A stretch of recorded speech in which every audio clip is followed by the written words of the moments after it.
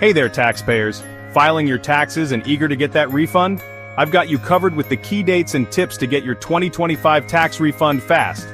First off, the possible refund issue date this year is February 17th. On average, folks got around $2,825 back last year. That's a nice chunk of change, right? Now let's talk timing. If you e-file your return, it generally takes up to 21 days to process. But if you mail it in, prepare to wait 4 to 8 weeks. And remember, processing time starts after the IRS accepts your return. To speed things up, e-filing and choosing direct deposit is your best bet. You'll likely see that refund in about 3 weeks. If you opt for a check, add an extra week to that. Mailed returns with direct deposit take around 4 to 8 weeks, while mailed returns with a check can stretch to 9 weeks.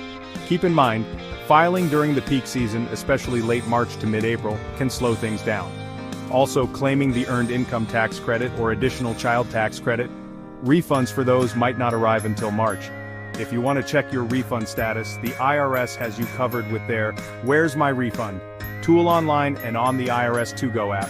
You can also call their hotline at 800-829-1954. Don't forget about state refunds.